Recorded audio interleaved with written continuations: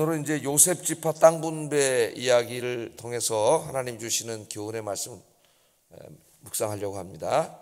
오늘 이제 이 첫 번째 주제는 순종하라, 순종하라. 하나님 말씀에 순종하라.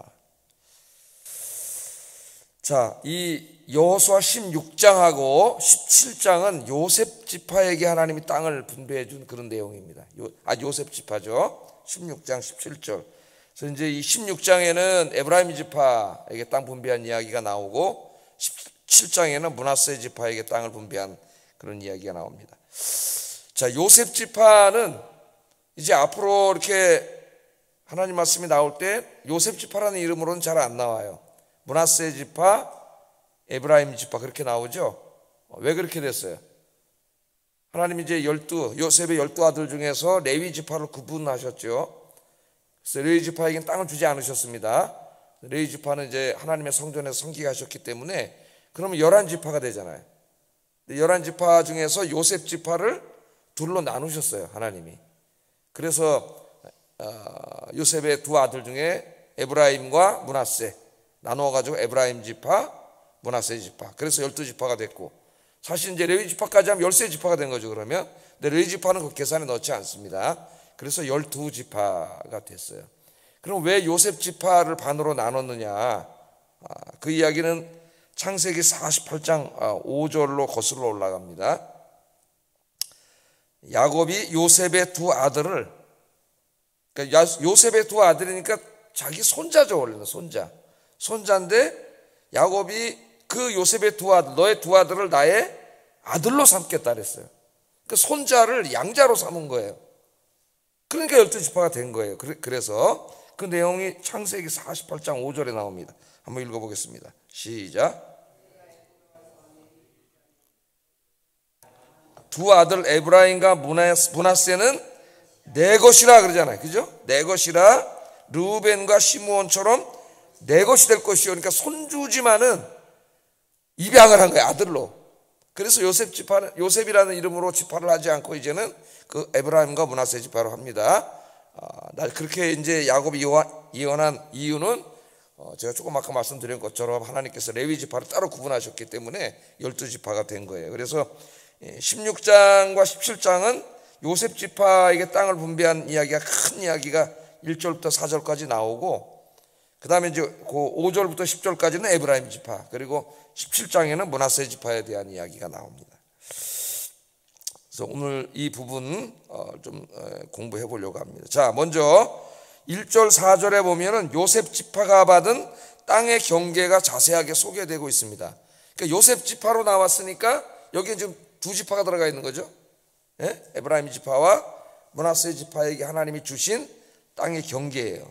1절에서 4절에 있는데 지도를 보면 금방 우리가 알 수가 있겠죠. 지도를 이렇게 보시면은 저기 므낫세 에브라임 그렇게 나오죠. 예? 므낫세 에브라임. 근데 저 이제 므낫세 지파는 동쪽에도 절반은 동쪽의 땅을 미리 달라 그래가지고 저쪽에 얻었고, 다 기억나시죠? 그 이제 므낫세 절반은 요단강 이쪽 동쪽에 얻어서 저렇게 보면은 팔레스타인 땅의 중부지방을 차지했음을 알 수가 있습니다. 이 내용을 이제 1절에서 4절에 자세하게 지명을 설명하고 있는데, 여러분들이 뭐 지금 핸드폰만 봐도 탁탁 누르면 이제 다 나와요. 구글에 들어가면은. 성경 읽으시다 궁금하면은 여러분들이 얼른 켜가지고 지도도 한번 보시고 또 설명도 보시고 그러면은 혼자도 요새는 공부할 수 있는 방법이 많이 있습니다. 그러나 인터넷에서, 유튜브에서 특별히 이상한 사람들의 설교나 성경 강해는 절대 들으면 안 돼요. 뭘 들으려면은 물어보세요. 일단 목사님들한테 물어보고, 건전한 건 들어도 되는데 그 이상한 게 너무나 많습니다. 자, 이 요셉 지파가 받은 땅을 가만히 보면은요, 중부지방에 굉장히 비옥한 땅들이에요. 다른 땅들에 비해서 굉장히 이미 준비가 된 땅들입니다. 자, 하나님께서 요셉을 한번 거슬러 올라가 보겠어요. 요셉을 사랑하시고 복을 주시는데, 창세기 37장부터 이제 쭉 읽어보면은 요셉에게 지도자가 되는 꿈을 주시잖아요. 꿈을 꾸지 않습니까, 요셉이? 그 마음속에 꿈을 주시고 그 꿈을 다 이루어 주십니다. 특별히 요셉은 야곱의 12 아들 중에서 하나님께 쓰임을 받아서 나중에는 애굽의 총리가 되고 온 가족을 구원하고 하나님의 구원의 역사를 이루어가는데 주역이 되죠. 굉장히 중요한 일을 감당하는 사람이 요셉이에요. 창세기를 읽어보면 하나님 요셉에게 복 주시는 내용이 37장부터 50장까지 잘 나와 있습니다. 근데 이제 창세기 49장에 보면은 야곱이 하나님 앞에 가기 전에, 죽기 전에 12아들을 다 불러놓고 하나들에게 축복을 다 해주는 내용이 나오죠. 야곱의 축복, 그렇게 해서 우리 찬송으로도 부르는데 내용이 나와요. 근데 요셉 후손들에게 축복할 때는 이 번성과 풍요, 이것을 축복으로 해주셨어요. 창세기 49장 22절 한번 읽어보겠습니다. 시작. 담을 넘었도다. 요셉은 어떻게 된다고요? 후손들이 무성한 가지가 되는데 어디에 심겨져 있어요? 샘물 곁에 무성한 가지라. 그 벌써 어떤 말씀이 생각나요? 시편 1편 말씀이 생각나잖아요. 시냇가에 심은 나무가 시절을 쫓아 과실을 맺으며 그 잎사귀가 무성함 같다 그랬죠. 그 잎사귀가 무성함 같으니. 그렇게 된다 그랬죠. 하나님을 경외하는 사람은 그 샘물 곁에 있는 나무를 해가지고 그 나무가 건실하게 자라가지고 그 가지가 막 이렇게 뻗쳐나오는데 그 담을 넘어갈 정도로, 너무가 너무 크고 잘 돼가지고 담을 넘어갈 정도로 그렇게 잘 된다, 그렇게 예언을 하셨어요. 자, 이 요셉의 축복이 시적인 은유로 되어 있습니다. 샘물 곁에 있는 나무에 무성한 가지처럼 될 거다. 울타리를 넘어갈 거다. 이 그림은 요셉과 후손들이 하나님의 복을 받아 모든 것들이 번성하고 풍요로워질 것을 예언하는 말씀이에요. 또 이 그림이 49장 25절 26절 창세기 더 자세히 나와 있습니다. 한번 읽어보겠습니다. 시작. 그가 너를 도우실 것이요 전능자로 말미암나니 그가 내게 복을 주실 것이라. 위로 하늘의 복과 아래로 깊은 샘의 복과 젖먹이는 복과 태의 복이로다.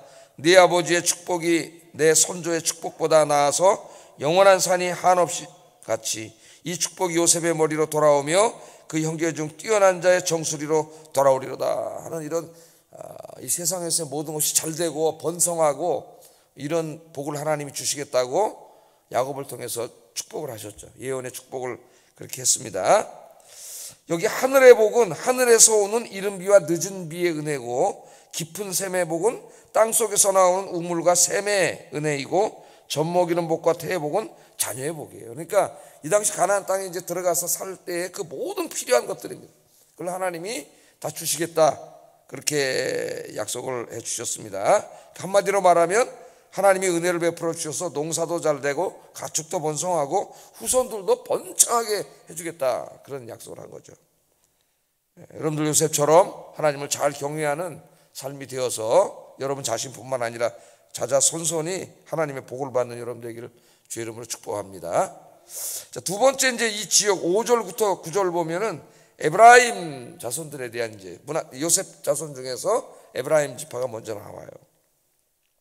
그래서 에브라임 자손이 그들의 가족대로 받은 지역은 이러하니라, 그렇게 나옵니다. 그래서 이 지역들이 이제 쭉 이름이 9절까지 나오는데 여기 보면 우리에게 익숙한 지형들이 나와요. 예를 들어 실로, 6절에 실로가 나오는데 실로는 맨 처음에 하나님의 성막이 있던 곳이죠. 예루살렘에 이제 성전이 지어지고 그러기 전까지는 실로에 있었어요. 또 여리고는 7절에 나오는 여리고는 하나님의 능력이 나타난 곳입니다. 하나님께서 여리고 성을 무너뜨리신 어떤 그런 곳이죠. 권능이 나타난 곳이고, 레마는 위대한 선지자인 사무엘이 태어나고 자란 곳이 레마예요. 또 여기 수가성이 나오는데 수가성은 이제 신약 성경에도 나오죠. 유서 깊은 야곱의 우물이 있는 그런 곳입니다. 자, 이 지명들을 이렇게 보면은 요셉의 지파 중 이 에브라임 지파가 받은 땅 중에는 이 땅의 복만 있는 것이 아니라 영적인 복도 받았음을 알 수가 있어요. 그들 안에 하나님의 거소인 성막이 있었고, 이스라엘의 위대한 영적 지도자인 사무엘이 있었고, 가나안 정복의 기폭제가 됐던 여리고성도 있었고, 이런 것들이 다 이들이 받은 땅 안에 있습니다. 제일 중요한 게 이제 실로가 있었다는 것이죠. 하나님 성막이 있었던 그런 곳이었어요. 나중에는 이제 성전이 예루살렘이 됨으로써 그 영적인 축복 유다 지파 쪽으로도 이제 기울어지는데, 이때까지는 실로가 여기에 있었습니다. 지금 우리 시대로 적용하면은 그들이 이제 받은 그 경내에 많은 교회도 생겨났고 신학교도 생겨나고 위대한 하나님의 역사가 많이 나타난 그런 곳이었다, 그런 것이에요. 그러니까 할렐루야죠, 할렐루야. 하나님을 경외하고 잘 섬기는 요셉 지파에게 하나님이 이렇게 이 땅의 복과 또 영적인 복을 다 주셨습니다. 그래서 새벽에 나와 이렇게 열심히 기도하시고 하나님을 섬기는 여러분에게 하나님이 이런 영육간의 복으로 채워주실 줄 믿습니다. 오늘 기도할 때 그렇게 기도하세요. 우리 찬송할 때 아까 저 축복들 우리 찬송도 하죠. 너는 담장 너머로 뻗은 나무, 우리가 축복성으로 이 찬송을 부르기도 하지 않습니까? 자, 그 다음에 근데 조금 이제 이렇게 하나님의 복을 받아서 좋은 땅을 얻고 또 영적인 복도 받고 이런 지파에게 이제 문제가 발생합니다. 이제 에브라임 지파의 문제. 10절, 오늘 이제 설교 핵심은 여기 제가 잡았는데 10절을 한번 읽어보겠습니다. 시작. 가나안 족속이 오늘까지 에브라임 가운데 거주하며 노역하는 종이 되니라. 하나님 주신 땅들 다 기름지고 또 그 유서 깊은 땅들이고 거기에 실로엔 하나님의 성막이 있는 땅들, 가나안의 중부지방인 이런 땅들을 제비 뽑아서 하나님 얻게 하신 거. 제비는 그냥 공정하게 뽑은 거지만 하나님이 뽑아서 그 땅을 이제 다 이렇게 주신 것이죠. 그래서 이제 그 땅을 이렇게 다 점령해 나가야 되는데 이 아름다운 이야기로 끝나야 되는데 10절이 딱 이제 하나가 나오는 거예요. 10절. 그들이 게셀에 거주하는 가나안 족속을 쫓아내지 아니하였으므로. 어제 유다 족속은 예루살렘에 거주하는 여부스 족속을 쫓아내지 못했죠. 못한 거하고 안 한 거는 조금 다릅니다. 못한 거하고 안 한 거는 의지적으로 안 한 거예요. 게셀에 있는 그 사람을 쫓아내지 않았어요. 쫓아내지 않아했다. 이 말에 주목을 해야 됩니다. 우리가 게셀에 거하는 하나님 족속을 쫓아내지 아니하였다. 자, 여러분, 우리가 신명기 7장에서 공부를 이미 했는데 하나님은 어떻게 하셨어요? 가나안에 있는 모든 족속들을 다 쫓아내라 그랬죠. 네? 특별히 신명기 7장 1절 5절 긴 말씀인데, 네 하나님 여호와께서 너를 인도하여 네가 가서 차지할 땅으로 들이시고 네 앞에 여러 민족, 헷 족속과 기르가스 족속과 아모리 족속과 가나안 족속과 브리스 족속과 히위 족속과 여부스 족속, 곧 너보다 많고 힘이 센 7 족속을 쫓아내실 때에 네 하나님 여호와께서 그들을 네게 넘겨 네게 치게 하시리니, 네게 넘겨 네게 치게 하시리니. 우리 다 공부했죠? 하나님의 심판을 대항하는 거라고. 그때 너는 그들을 어떻게 하라고요? 진멸할 것이라. 하나님의 심판을 대행하는 거예요. 진멸을 해라. 그들과 어떤 언약도 하지 말라. 이렇게 하나님께서 분명히 말씀하셨어요. 그 이유도 계속 말씀하십니다. 자, 왜 이 가나안 족속들에 대한 심판, 하나님의 심판을 행하십니까? 그들의 죄악이 너무 관영했기 때문에, 우상 숭배와 음란과 포악과 하나님이 허용하고 용서할 수 있는 수준, 하나님의 정해놓은 수준을 넘어섰어요. 가나안의 죄악이. 노아 시대에는 하나님 홍수로 심판하셨지만 이때는 이스라엘을 통해서 심판하는 거예요. 그래서 그들의 죄악을 완전히 하나님 심판하라고 했는데 오늘 그렇게 하지 않았다 그랬어요. 하나님은 분명히 다 쫓아내라 그랬는데 누구를 안 쫓아냈어요? 게셀에 거주하는 가나안 족속을 쫓아내지 아니하였다 그렇게 말합니다. 왜 쫓아나지 않았습니까? 목적이 있어요. 목적이. 유다 지파하고는 조금 또 달라요. 유다 지파는 그들이 너무 여부스 족속에 강하고, 그래서 맨 처음에 하려고 그랬는데 하다 보니까 이게 힘들고 고생도 많이 해야 되겠고 너무 강하고 그러니까 하려고 그러다가 이 정도면 됐지 그러고 이 정도 선에서 이제 안 한 거지만은 여기 지금 에브라임 지파는 안 한 거예요. 아예 쫓아내지 않은 거예요. 그 이유가 뭐예요? 종으로 부려먹기 위해서입니다. 종으로 부려먹기 위해서. 이 이유가 분명히 나오고 있죠. 자, 이 에브라임 사람들이 생각하기에 하나님의 말씀을 분명히 모르는 게 아니에요. 알고 있는데 쫓아내야 되는데 그들이 보니까 저들을 쫓아내는 거는 어리석은 일 같이 보이는 거죠. 왜? 그들을 다 진멸시키지 않고 살려두면은 종으로 부려먹을 수가 있잖아요. 종으로 부려먹으면 이제 그들이 받은 땅이 아까 뭐라 그랬어요? 농사를 지을 수 있는 비옥한 땅을 많이 받았는데 농사 지을 때 이 노예로 종으로 부려먹으면 얼마나 좋겠습니까? 고대 사회 동력은 뭐예요? 인간이죠. 인간, 노예죠. 인간이 다 하는 거니까. 지금은 뭐 기계가 다 하고 그러지만 그때는 인간이 다 하는 거죠. 근데 하나님은 진멸하라 그랬어요. 왜 진멸해? 그들의 죄악 때문이고, 그들을 내버려 두면은 이제 그들의 자식들이 나가서 그들의 자식들과 함께 살면서 교제하고 결혼을 하고, 그러다 보면 가나안의 그 타락한 우상 숭배 문화와 음란과 폭력과 이런 데 다 어울려서 하나님의 백성들이 타락하기 때문에 하나님 그걸 막으신 거죠. 그럼 그렇게 순종을 해야 되는데, 순종을 하려고 했는데 딱 보니까 너무 이게 아닌 거예요. 인간이 이성적으로 생각할 때는. 우리가 그럴 때가 많습니다. 경제적인 이익을 위해서 하나님 말씀에 불순종하는 거죠. 저 사람들을 내버려 두면은 농사지고 같이 키우고 집안일 할 때 우리 종으로 부리면은 얼마나 좋겠습니까? 이걸 왜 다 진멸시키냐? 그들의 마음속에 하나님의 말씀과 경제적인 이익 충돌하고 있는 거예요. 이 마음속에서 세상적인 이익과 하나님의 말씀이 충돌하고 있는 거예요. 그럼 어디에 순종해야 돼요? 하나님 말씀에 순종해야 되는데, 오늘 에브라임 지파를 보면 쫓아내지 아니하였다 그래요. 쫓아내지 아니하였다, 그렇게 나오고 있습니다. 경제적인 이익을 위해서 하나님 말씀에 순종하지 않은 거죠.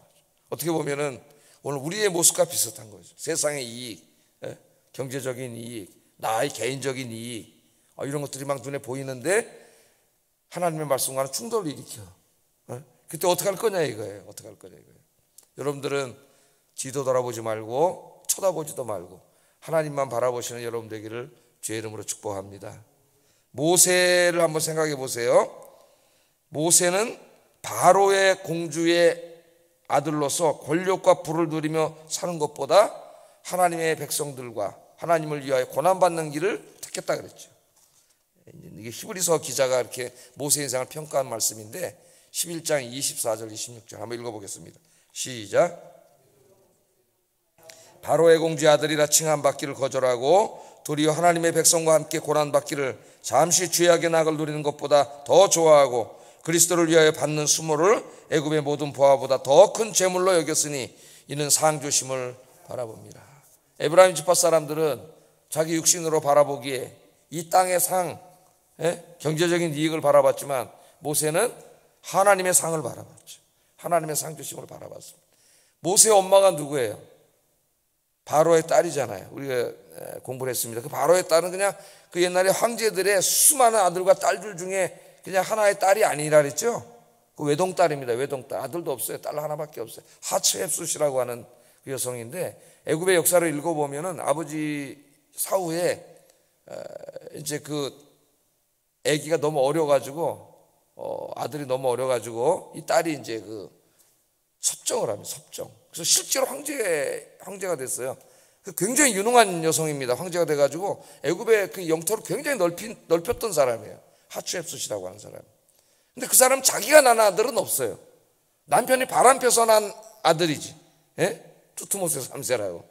그러니까 모세는 자기가 낳진 않았지만은 어떻게 해요? 강에서 아기 때부터 데려다가 키운 아들이고, 지금 저 애굽의 왕이 될 저 친구는 남편이 바람펴서 된 아기니까 어떻게 보면은 이 하츠헵숫이 모세를 더 사랑했을 수도 있어요. 그러니까 여기 지금 히브리 말씀을 이해하려면 이런 역사를 이해를 해야 돼요.